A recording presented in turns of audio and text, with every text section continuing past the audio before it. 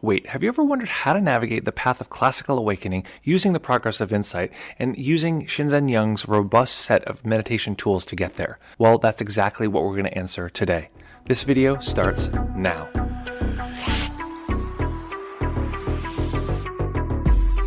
Hello, Deep Mindfulness Collective. Today we're going to be answering a pretty nerdy question. How do you navigate the path of classical awakening? And yes, that is a real thing. It's not some fantasy Santa Claus thing.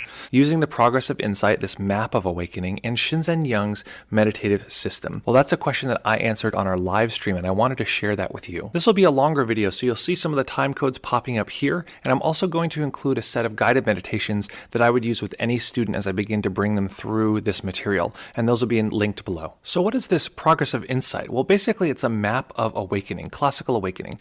And we're talking about this not in some mystical, schmystical way of something that's fantasy, that kind of thing. We're talking about it in a pretty hard-nosed way, looking at the experiences that are described through ancient text all the way to today of particular milestones that if you have these experiences, the likelihood is that you'll be moving along this classical path. Now, typically Shinzen does not use these kind of meditative maps because he doesn't feel that they're universal enough, although he does have something that's a kind of universal map, and I'll include a link for that below as well.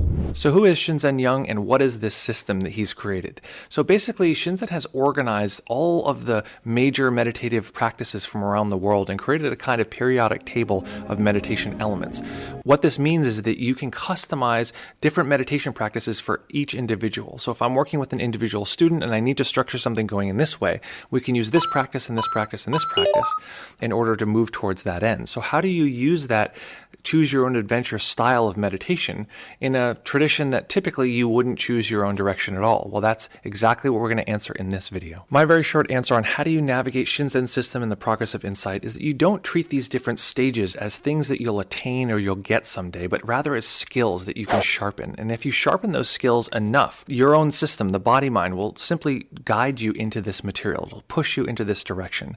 Now, of course, you can't pick the timeline on this kind of thing, but you can sharpen those skills and set yourself up for the best possible chance. So here's the video. Hope you enjoy, and make sure to leave any questions you have down below, and I'll be sure to answer those. All right, folks, see you soon.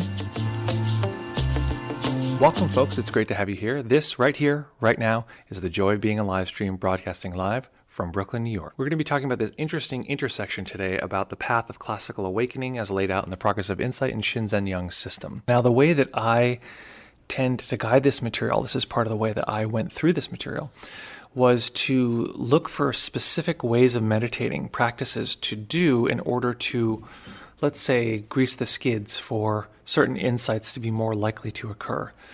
And I actually, at the time, was not aware that in the traditional, we'll say semi-traditional, because it's relatively modern, the semi-traditional Mahasi practice, which is where this progress of insight became much more popular in the last, 50, 60 years. In that practice, you don't control where awareness goes. And this is quite different from the way that I was trained, where you actually do direct your awareness to whatever object would be most useful or interesting in that way. So by object of meditation, I mean the thing that you're paying attention to. And people often think, well, you pay attention to the breath. What are you talking about? But you can pay attention to anything, any difficulty, challenge, anything that a human being can experience. You can pay attention to that. You can pay attention to what's occurring in the emotional system when you're playing video games. You can do any number of things to develop your meditation practice. And so what I like to do with people is really specifically break down and isolate each of these different skills and treat them as skills instead of things that are supposed to happen, these sort of magical things that at this point you're at this stage. I don't really worry so much about what, especially in general, if I'm teaching a group of people, what stage someone is at. I worry about how clear is their insight into any one of these particular details of our sensory experience. And with high detail, high insight into this material, you can really transform the way we relate to the world. It's one of the strangest things in the world where paying attention to the present moment and the way that this body-mind is interacting with it can be radically transformative. Hey folks, I'm just editing this here in this beautiful park in the Lower East Side of Manhattan, and I wanted to mention that there are some people who've navigated this material who are probably watching this video. So if you are watching this video, if you've navigated this material, let me know what your best tips and tricks are for this material. What helps you move through this stuff in an easy way. And if you're new here, make sure to check out those responses. The people who are doing this stuff, really this is experience over theory. So what's your experience? And check that stuff out below because it's really, really helpful. It's really excellent to know what other people have done. So check that out and we'll see you soon. There isn't just one awakening that is out there that's a generic awakening. The body-mind system has certain patterns that are very consistent, and it also has certain ways that we can train ourselves that are, really flexible. So we want to be sure that we're aligning those so that they're not working in contrast or in conflict with each other. So typically the first thing I'll do with somebody is talk about their goals and talk about their values. It's important that we don't divorce the path of classical awakening from our values, who we want to be as human beings, because it really is true that you get the kind of awakening that you optimize for. And if you optimize for a way of relating to the world that is effectively just about sensory awakening, it can be very isolating and alienating, and it can feel very lonely when we have those experiences and don't have a grounding in our values. Because ultimately, I'm personally doing this to feel fulfilled in the world. And so I want to always be clear about why am I doing this. And it's actually really helpful because we start to find our own interest, our own lines of inquiry, and this actually can drive the kind of awakening that we move towards. So the first thing I'll do with people is get a clear sense of their values, get a clear sense of what they're trying to get out of the practice. And sometimes I'll make adjustments. Some people will say, I'm just interested in awakening, so that's, don't talk about anything else. And often it'll beg the question, what's up with your morality? What's up with you and your relationship to helping people? What's up with your relationship to being a kind person in the world? How do you interact with human beings? And that first level is really, really important because in most traditional practices, you have to have a degree of ethical development before you dive into this material for a couple of reasons. One is that it clarifies the mind. It makes us much less mixed up in a bunch of inner turmoil where we are fighting with the world. And that clarity and that stability actually helps us cut through a lot of this material. So one of the first things is the morality bit because it stabilizes. The second piece is that this material can be quite destabilizing. So if we have the wrong goal in mind, for instance, I have to experience this psychedelic thing that I read about, we can lose the fact that, I'm doing this to feel more connected to the people around me, for instance. But as I'm doing this, I'm pushing myself further and further into a place where I feel really alienated and disconnected from myself and the world. So one of the central other reasons we focus on the morality and the values is so that we know why we're doing it. Ultimately, we're doing this for a reason. We're here for a reason. It's not just for fun exploration. It's also to transform ourselves, and we have some sense of where we'd like to be in the world. Often, it's a reduction of suffering. Sometimes it's a greater connection to the people around us or a greater connection to the world. And rarely at the end of someone's life do they say, oh, I just wish that I had had more psychedelic experiences. Typically, they say, I wish I was more connected with my friends and family. I wish I had paid attention to the world around me and really connected with what was happening, these kind of things. So we want to make sure we're aligned with our values so that as we're moving through the material, we keep the most important things first. So that's the first thing is around ethics and values, how we're acting in the world, how we're acting with ourselves. Is there consistency there? And are we being effectively ethical people? The next thing is to get enough concentration that we can do these kind of practices. And most people, especially if you've been meditating for some time, you have enough concentration. Now keep in mind that some of the stuff that feels very psychedelic is a combination of concentration and mindfulness. So you can have a ton of concentration and it can just feel like you're, really cutting in, really being able to pay attention consistently, ongoing in a balanced way. And without mindfulness, it sort of is just concentration, and then poof, something happens and the concentration just drifts away. On the other hand, you might have a lot of mindfulness and your concentration might be relatively low. And the sense is, I'm not getting anywhere because it doesn't feel like I'm really clicked in. It doesn't feel like these psychedelic things are happening. But really the insight skills and the mindfulness skills, they're very transferable, and you can learn those skills very robustly and then bring up the concentration practice, and then the system starts jumping into some of the deeper side of this material. So you want to get the concentration up enough, but it doesn't have to be, wizard level concentration. Access concentration is enough, and all that means is you can stay with the object of meditation for as long as you'd like to. Some people say 10 minutes. Some more conservative folks will say 4 hours. Some people will say, 4 days.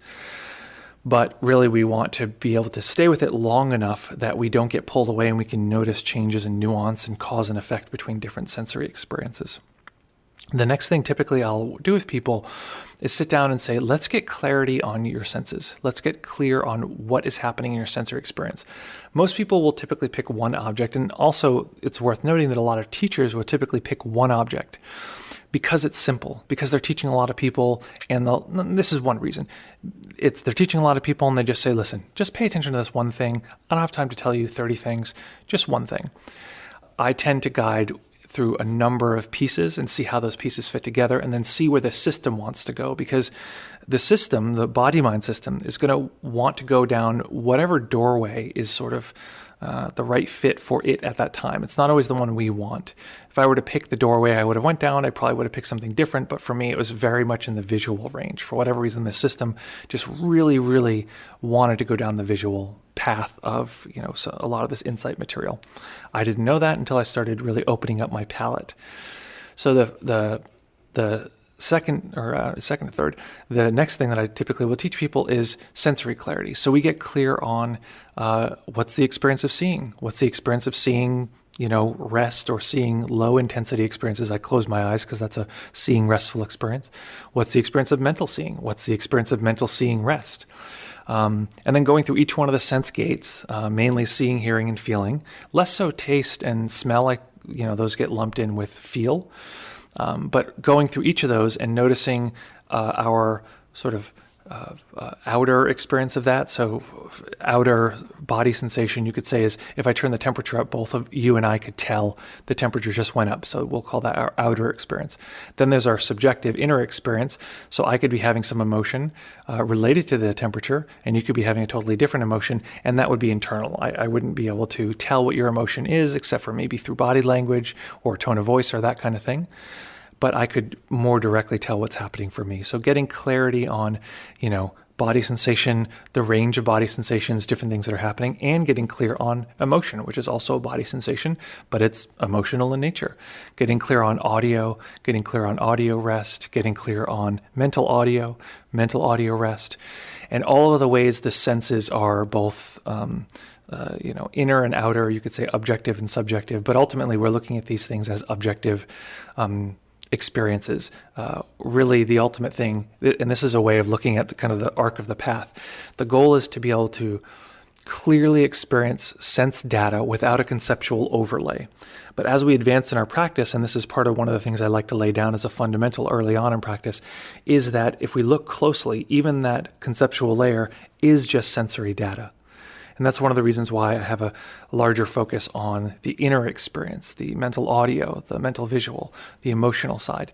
Because so often people just say, I don't know, it's something. And if they look closely and they get the clarity, they'll recognize, okay, there's a piece of emotion here in the chest, and it triggers off this sort of sense of space collapsing down over here.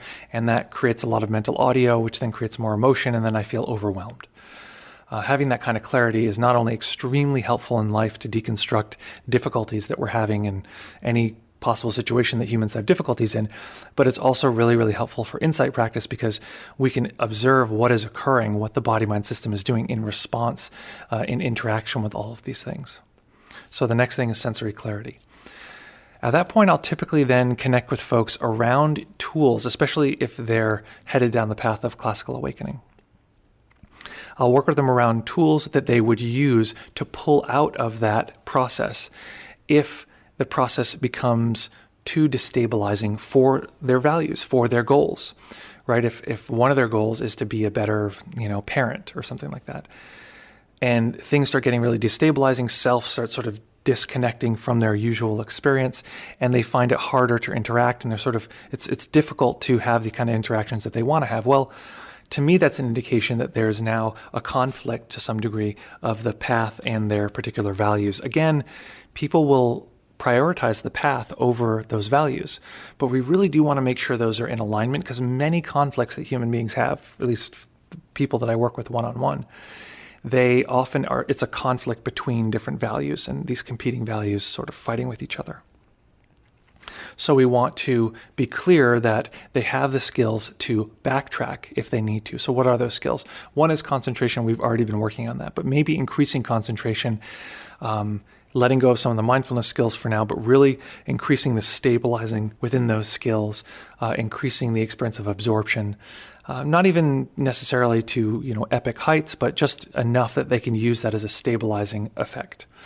Also to learn metta practice, and in particular the type of metta practice that I learned in Burma, which is around mind states, and to learn to experience the metta mind state over time, where the system can cool itself out through doing a concentration practice. Ultimately, that's what metta is, but a concentration practice that is cooling and soothing and gives us a greater input on equanimity, more so on equanimity than sort of joy or excitement or that kind of thing. It's also an excellent training in equanimity for a couple of reasons. One is that I have a big tie-in. This is the way that I learned to guide it. There's a big tie-in with equanimity. You have to, in a sense, be drawing from an equanimity pool in order to make the metta wish in this way.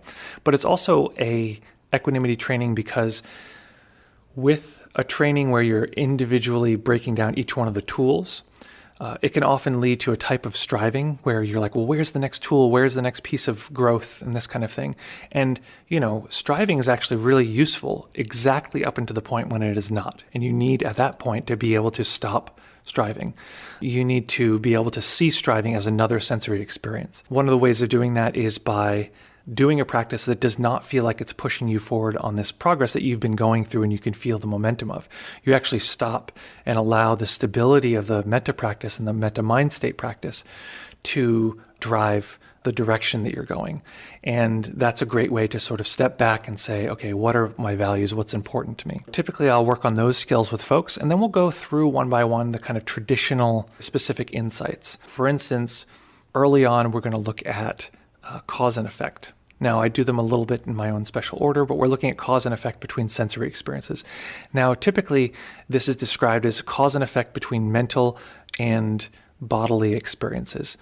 The way that I teach and have learned to teach comes from Shinzen Young, and there's not a big separation between mental and non-mental experiences. So the nama rupa, that kind of thing, the body mind.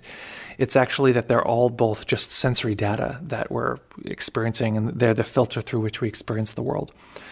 So cause and effect is simply the relationship between one sense triggering another sense and getting really clear on each of those different combinations. So for instance, if I start describing something, noticing what the emotional response is, it might be nothing, it might be something. So if I describe a baby that is crying without break, it's sort of at a point where it's like wailing, and it seems like it's not really getting any support, and the parent is just sort of given up, and the kid is just screaming, and the parent is just sort of looking the other way. I'm in New York, so we'll have this kind of thing on the subway now and then. What is that experience? I didn't make any crying noises, but maybe you're hearing some degree of a crying noise. Even to understand the words I'm saying, to some degree the mind has to hear a crying noise. Maybe there's an emotional response. If your response is anything other than absolute zero, which, most of our responses, we have some degree of leaning towards or away or that kind of thing. It's likely that leaning towards or away is bodily in its nature. So can I detect where that is occurring, where that experience is occurring? And the location of these experiences is very important because each of our senses occurs within a physical space. Our seeing occurs in a cone in front of us. Our body sensations happen, where our body is. And each of our senses has a specific location. And so we can often detect something is firing over here. What is it? Well, it's generally in this area. So it's got to potentially be some kind of mental seeing or potentially some kind of audio experience. And you can start to see these pieces come together one by one. So that's in the realm of cause and effect. I won't go through every single one, but then there's things like self and non-self. So there's many ways in which we experience self. There's many ways in which we experience non-self. And typically people only talk about it in terms of just no self. Okay, you're going to have this thing, it's going to be no self, and it's very abstract. But if you can get someone to detect self, the experience of self, The mind is very good at two things. One, paying attention to something, and also noticing the things that are not that thing, noticing the contrast. This is how the brain works, how the mind tends to work. So if you can get someone to observe the experience of self, it will tend to then say, hey, what's up with this over here?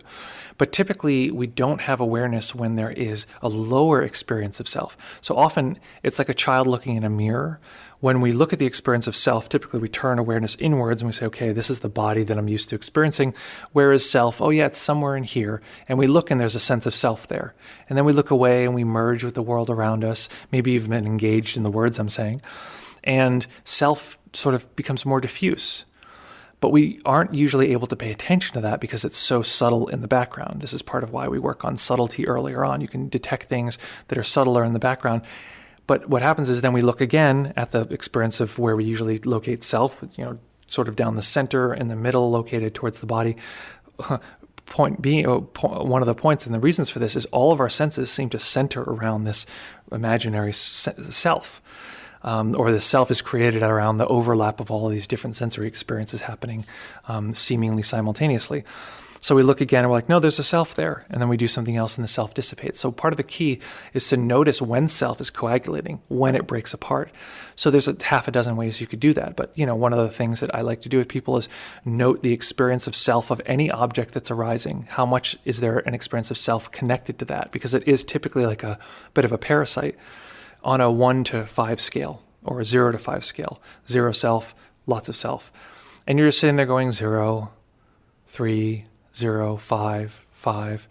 Whatever happens to arise is the level of self, and the mind becomes very familiar with the experience of self and non-self. The same thing with arising and passing. You become very, very familiar with arisings. You train the mind on the experience of arisings, which are, if people don't know, that's any sensory experience. And up to this point, we've been training a lot of arisings. Each of the things we've been noting is an arising. But we actually will start to look at the experience of arising, how the mind is constantly shifting the arrangement of sensory experiences, or I don't want to say the mind is shifting. That seems like it has like a volitional experience. But the configuration of sensory experience is constantly reforming and changing shape.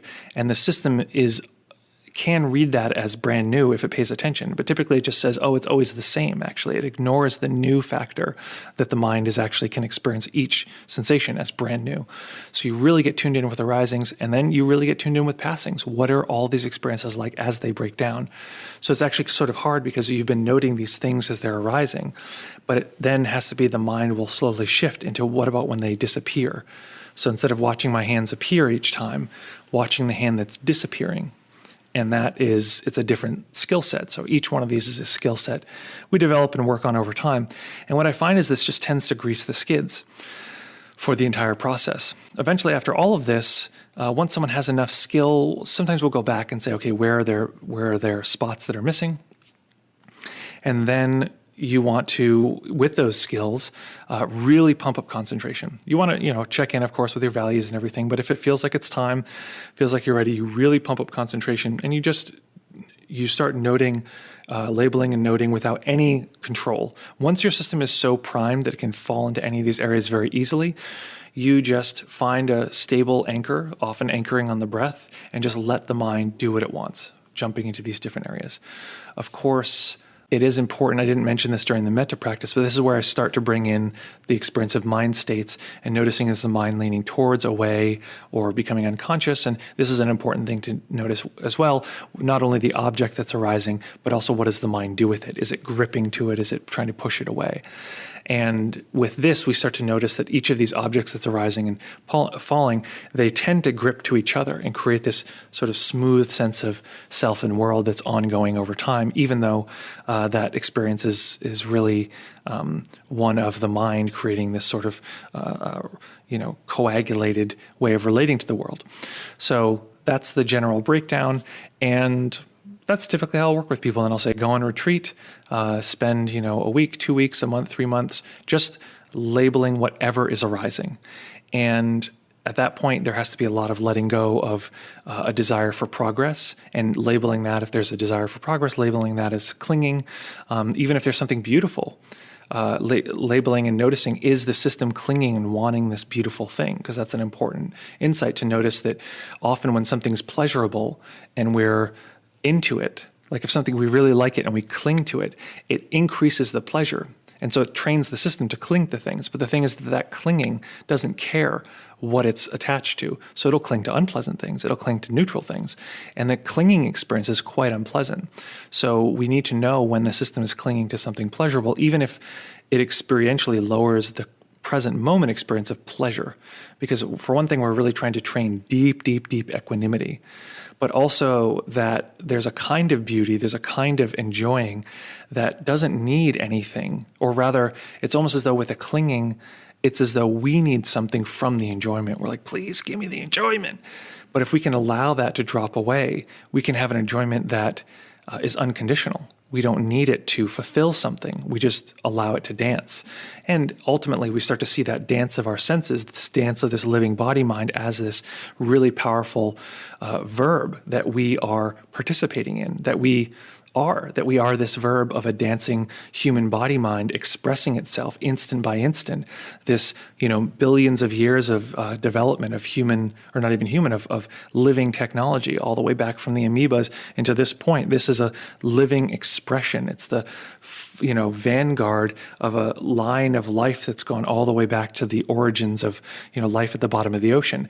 And what we're experiencing is this ongoing, unfolding, beautiful, phantasmagoric layering of senses that produces a solid sense of self and world, doing this beautiful ballet that we call, existing. And so to really fall in love with that is really the core of the way that I like guiding people, and I like doing this process. So that was a very brief intro to this large, complex topic, and we really hope that you had a good time, and I really hope that if you have any experience with this material, that you leave that down below. And I hope other folks who don't have experience with this material can ask their questions or leave their comments down below as well. If you like this video, make it official, hit that damn like button. If you want to subscribe and find out when we have new videos, hit that subscribe button and the bell icon. And of course, we have the 7 foundational guided meditations below, which is what I use when I guide this material. Okay, folks, great to see you, and hope to see you soon. Bye.